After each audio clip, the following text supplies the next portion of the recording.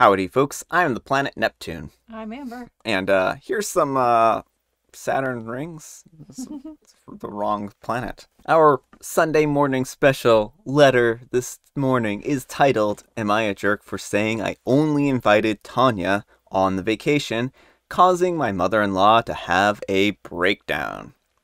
I'm sorry if the title doesn't make any sense. The whole thing is just bizarre. So my mother-in-law, aren't on very good terms. She can be very overprotective of her children, adult children, and borderline obsessive with them. Ever since I came into her life, she started copying me. For instance, she got the same haircut as me. I couldn't say anything about it, otherwise I would have gotten told off because obviously I don't own this haircut. Anyways, after her son and I got engaged, she decided to change her name to have one that's just like mine and started demanding the family use it. Wow. Just wow, wow, wow. It was ridiculous because it meant that we would have the same name. Even her son said that she was cuckoo for Cocoa Puffs for doing this. She said the name is somewhat special to her, but I know it's just her trying to copy me. Again, I couldn't say anything, otherwise I would be told that I don't own the name just because I have it. But I refused to call her that and just stuck with Tonya, her original name. She hates it when I do that, so I stopped altogether and just called her mother-in-law. My husband and I planned to go on a trip together. Tonya heard and insisted that she come along. My husband, wanting to keep the peace, agreed to let her come. I was like, absolutely not, but was told just to let her come. Since I was the one who made the reservations and booked the tickets, I put the name Tonya instead of her new name on the ticket. She was seething when she found out about this at the airport. She started asking and arguing about why the name Tonya was used and not her new name. I said, I'm sorry, but I only invited Tonya to come with us. Are you Tonya? Or my name?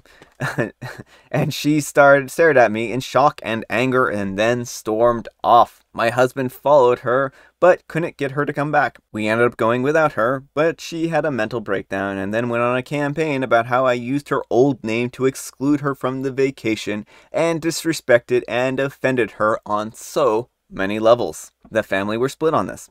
Some agreed on what I did and even thought it was handled well, but some are mad at me specifically for being passive-aggressive and rude. My husband thinks that I should have reached out and apologized for what happened, and I said that it was a misunderstanding so we could move on with our lives. But I am unsure of whether or not I overstepped. Alright folks, what do you think? Jerk or not the jerk? Not the jerk, but divorce. This is not a good situation. Like, it sounds like she's literally, like, she can't stand that OP married her son, so she's literally trying to do everything to be OP, so, like... There's a creepy element to all of that, right?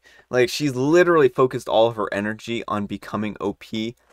The woman who her son married. There's some Freudian level psychology going on here.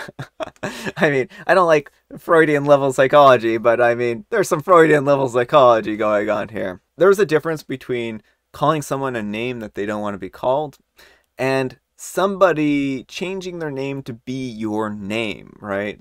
That's the part here that makes this difficult. And it seems like she might have been, because it was when they got engaged, she was maybe doing it preemptively so OP couldn't marry her son because then they'd have the exact same name. There might be some preemptiveness to it like that, but I don't know how that would stop him from marrying them. Well, Or maybe it might make her feel like want to keep her name so she wouldn't join the family or something like that. yeah, maybe so that they couldn't have the exact same first and last name, you mean? Yeah, that might actually be a good point because then they would have an identical name, and so maybe she's just like taking stake of it, taking claim of it before OP gets married. And then that's actually a good point. What a strange situation. Your husband needed to stand up to her a long time ago, and the fact that he has no spine at all let me ask you this, OP. Do you want this to be the rest of your life? Do you? You don't. There's a time to move on, and this is probably the time. So, anyhow, take care and good luck.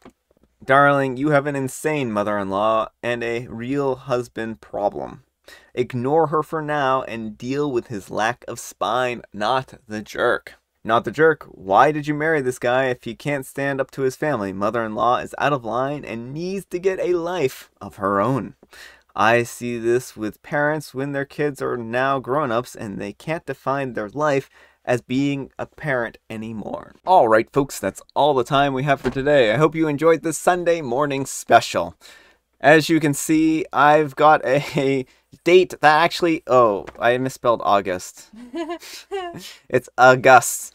We're gonna have a live stream apparently on August 26th. So be ready for that month whenever it happens at some point in time.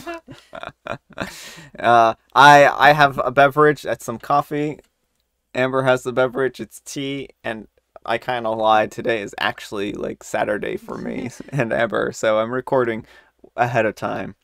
So I hope you're all having a great Saturday and a Sunday. And we'll see you all tomorrow. Bye.